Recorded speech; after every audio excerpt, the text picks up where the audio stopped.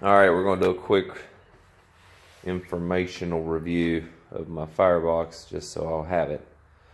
I'm 15 tall, 14 wide, 15 deep. I did it that way because that's what size my scrap steel I had laying was. It'll, according to the barbecue pit calculators, it'll handle the smoker box or the cook box I'm wanting to put on it, which will be 20 tall, 18 wide, 28 long. I want to do a reverse flow. Let's see. I didn't really do anything here except cut the door out. Just like you see on most videos, go ahead and cut my strip here, put my hinges on, and then cut out the rest of the door. I've got 3.5 inch holes in the bottom that come about level with the inside here. I've been burning with it just to check it out. These remove,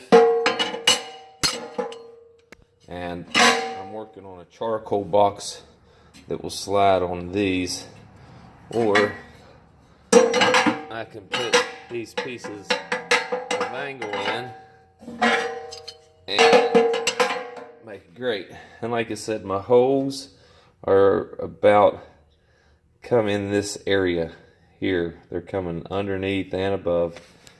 I burned a fire in it one night and I noticed that a lot of the fire concentrated to the front of the box, so I blew these two 1-inch holes.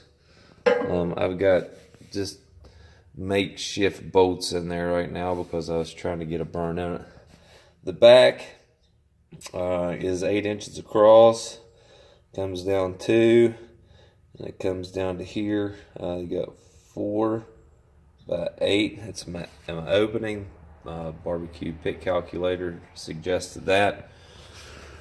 Right now I have it on little legs I've just tacked on. I'll take those off before I put it on the Firebox. I made a knob out of just some wood, and to this point it's worked just fine. I made my own slide here with little handle up and down. Same here on the sides, I just don't have the wood handles on them yet.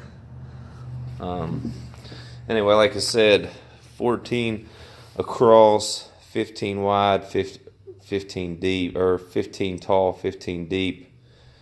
As you can see, I still have these tabs on the side left. And you're probably wondering, why did he leave those tabs on those hinges? Well, excuse me, there were times when I needed those to ground to. So if you're making a box and you have any kind of metal hanging off the side, just remember there's going to be times when you might have a position where you can't get this door open to put a clamp on it to ground off.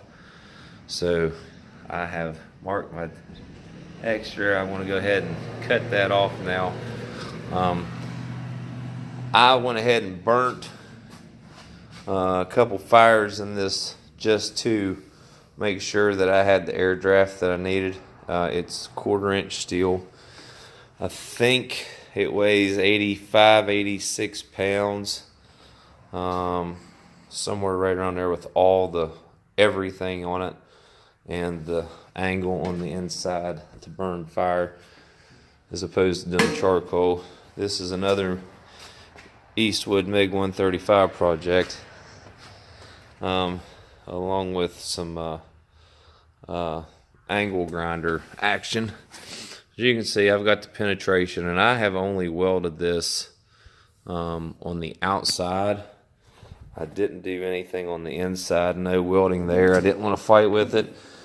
And I figured if I burn a couple fires and I didn't hear any popping or cracking or anything like that, I got this baby hot. Ran 14 pieces of hickory through it one night and 7 pieces of hickory through it the next night. The first night the wood was nice, good dry wood.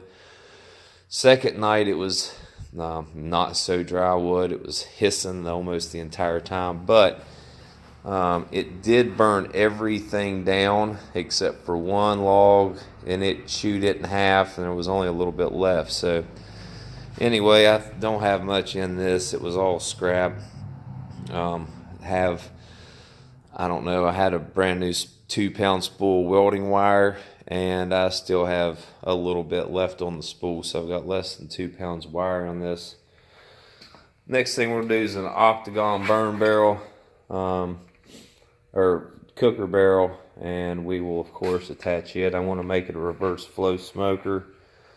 So anyway, when we get to that part of the build, I'll do a quick video. But anyway, there you go. Nothing to it. Some scrap, 1/4 inch all the way around, 14 wide, 15 deep, 15 tall.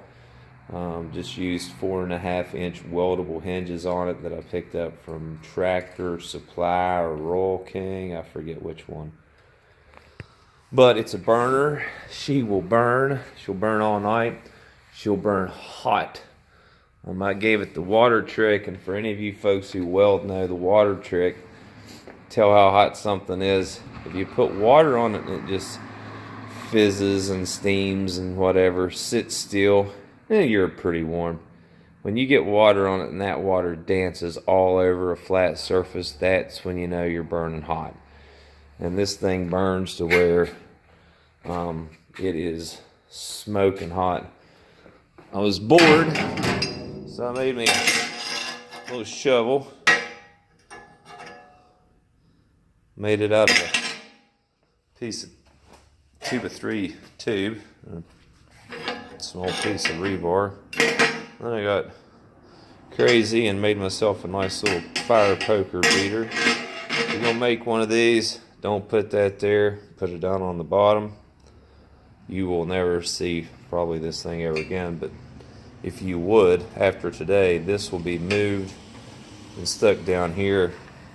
I made a couple fire pokers and have always put them down there, and they never really got in the way, but I thought if I put it up here, it'd really be out of the way. But what you end up finding is you can't grab your wood sometimes you need to because of the distance between here and your spur too far.